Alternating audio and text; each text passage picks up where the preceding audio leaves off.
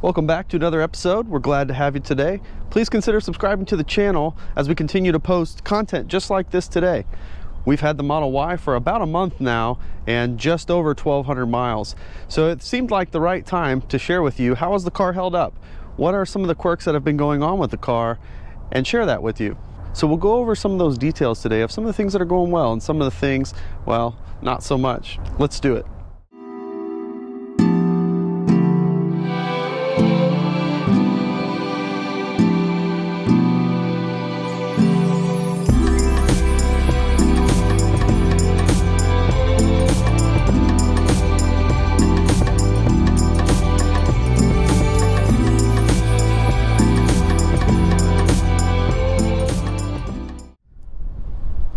No doubt about it, one of the things I've liked most about the Model Y is the space. There is so much space in this.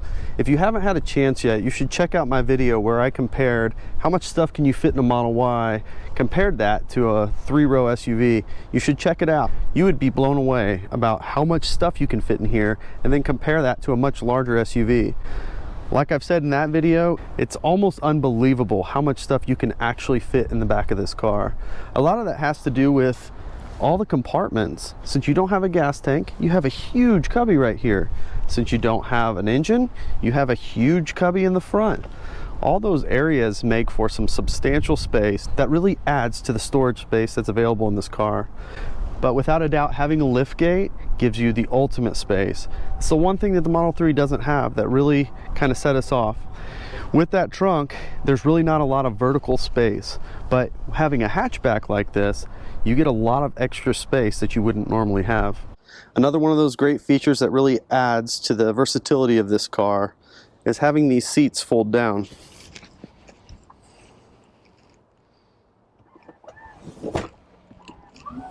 With those seats folded down, look how much space is up here. They almost lay flat, but not quite. And that is an important piece because when you're laying something flat, you do lose a little bit of space because of that. Nonetheless, these are pretty close to flat, and you can really see how much space there is here for if you're going to the hardware store or you need to bring any other essentials or even just packing your stuff and moving. There's a lot of space back here, and having these seats be able to fold down really adds to that factor. I also think having this middle seat fold down is a brilliant idea, and fortunately that did come as a feature in this car. Although you do have this piece here sticking out, you can fit quite a bit of stuff here without impacting these two seats here, which really makes this a very useful feature. One of the other really great features about this back seat that I've really come to like is having these seats recline.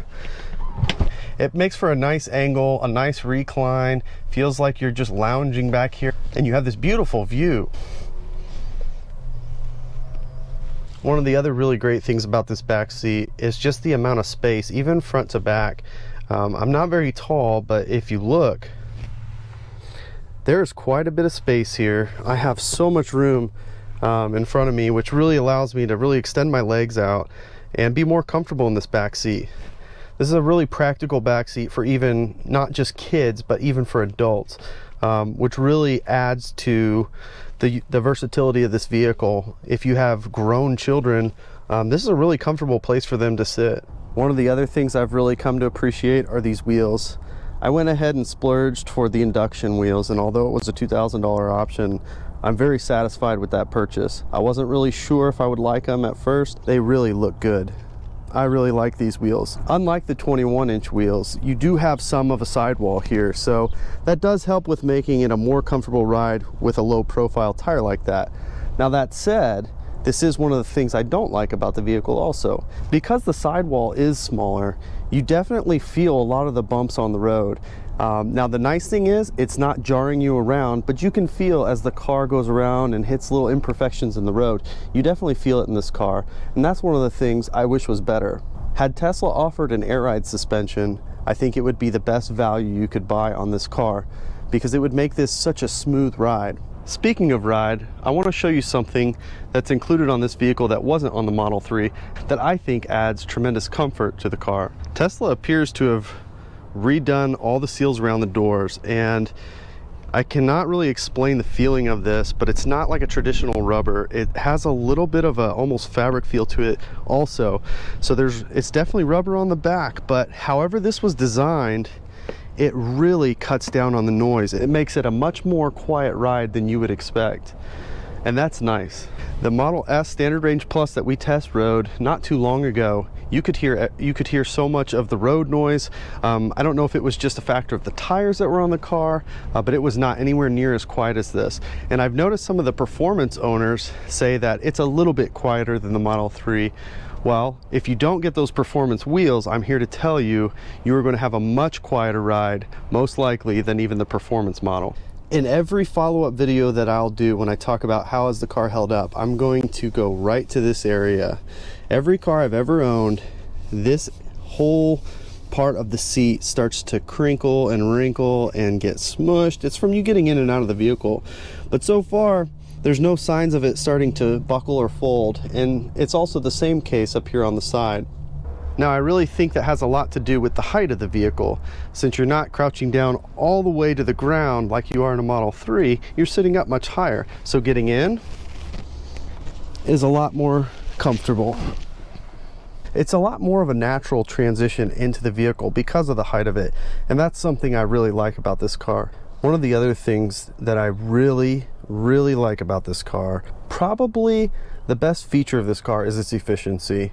Now, I say that with a caveat because there's also something I don't like about this car that has to do with the same topic. Stick with me. Number one, when you're just driving around town and you're going no more than, say, 45 miles an hour, you're just going in city streets, this car can, if you allow it, be an extremely efficient car.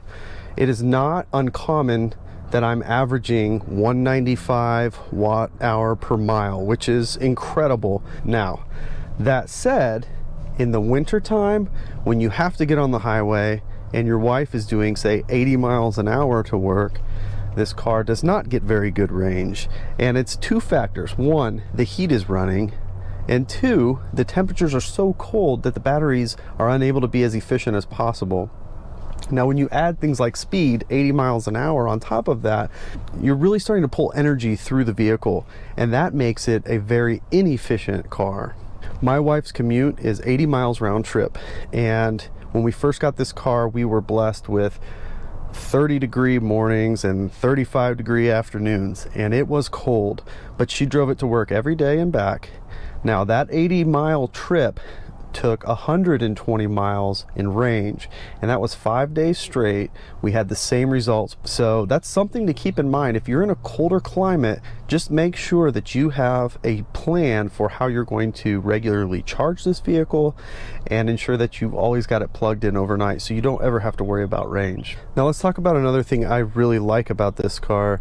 If you haven't been in a Tesla before, you may have seen enough videos to kind of get an idea of the user interface of this big screen, and it's beautiful and it does a lot of great things.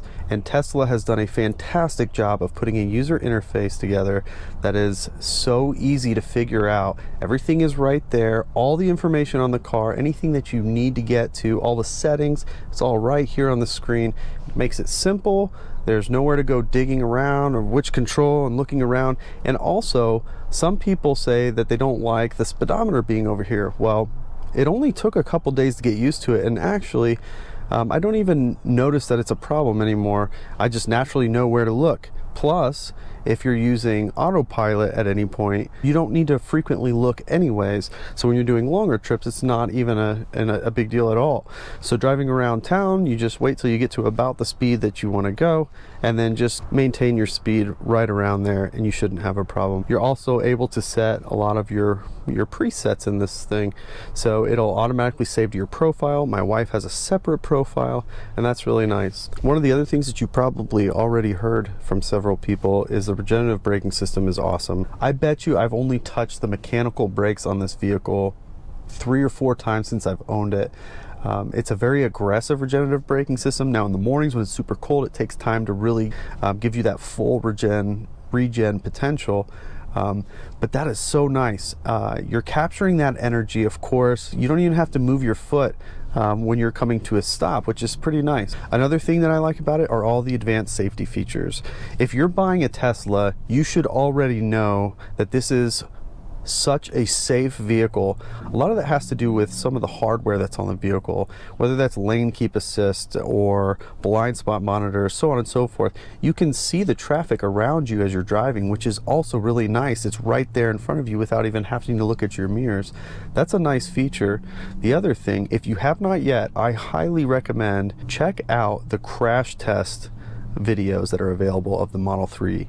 I'm still waiting to see the Model Y's videos come out, but it is going to blow you away if you have not seen it yet. Highest safety test ever scored of any vehicle out there by the National Highway Association was the Tesla Model 3. And if you watch those videos, you'll see exactly why.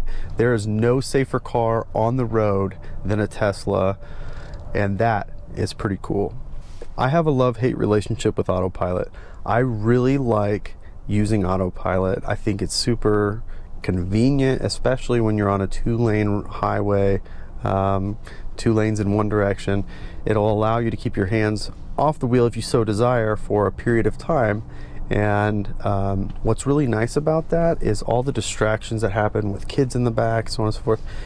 You're less worried about the car drifting. It's more about that than anything else. You should always keep a hand on the wheel at all times and certainly be paying attention. But what it does is it takes the effort out of driving, where you're making all these micro adjustments to the steering wheel all the way on your journey. And that's a super convenient feature, and it makes it a less tiring experience to drive a car. And that's pretty nice. On the other hand, autopilot still has work to go. There's many a times where it's trying to figure out lanes, and certainly when you're going through construction, absolutely consider turning autopilot off altogether.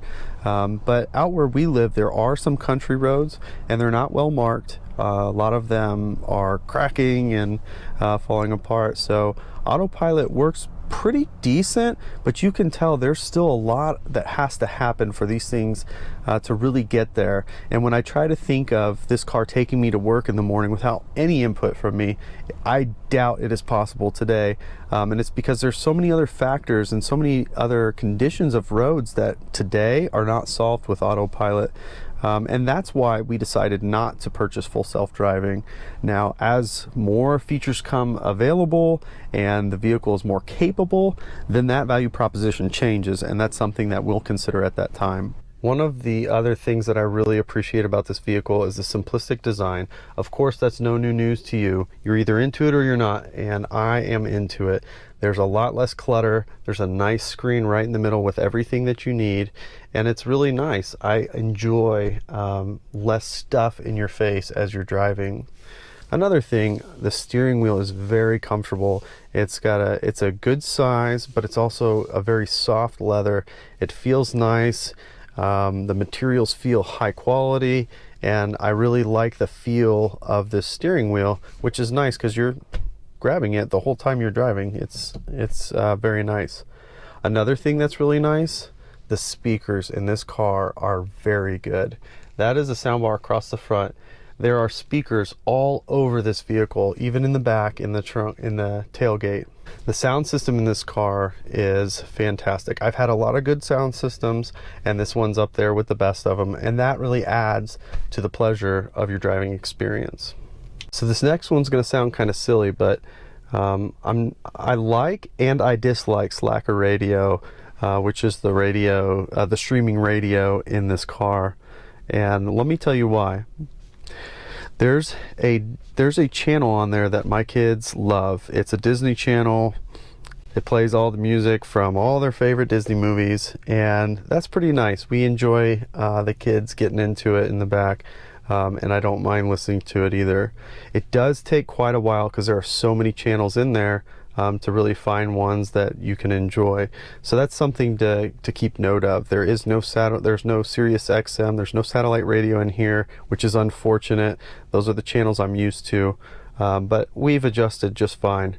There is now Spotify, so if you have a Spotify account, it is here on the car. But another thing is I have the darndest time trying to log into my YouTube account on this. So when you're parked, you're able to stream shows, stream YouTube, and that sounds nice, but I can't log into it, and it's very slow.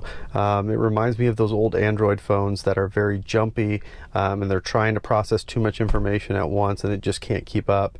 So that's one of the things that I'm less thrilled about. This is going to sound really silly, but there's another thing that is just a miss in my opinion. It's the glove box. If you use napkins a lot, I put them in the glove box. I always have.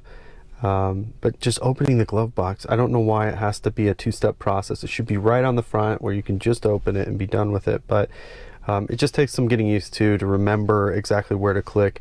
It is pretty simple, admittedly, but it's annoying nonetheless. Another thing, when you are at a supercharger, as an example, and you're watching your car charge, I wish it was easy to switch between miles and percent of range just at a press of a button.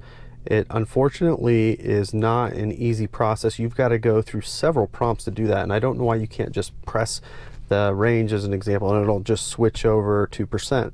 But I think that that's something that hopefully in a future update will be available to be able to just press and toggle between percent of range and miles of range. So the last thing that I want to cover today is Tesla service.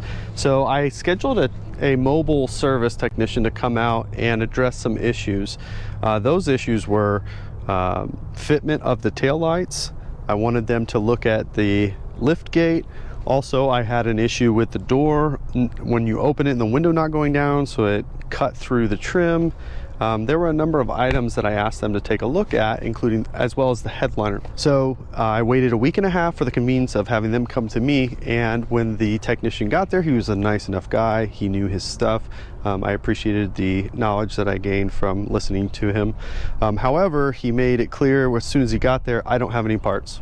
And so I was a little confused of why nobody told me that there were no parts. I could have just rescheduled this and gone to the service center or waited for parts to come out. So really, he came out, took a look at a couple things, and then said that they would set up a on-site appointment at the service center. No big deal.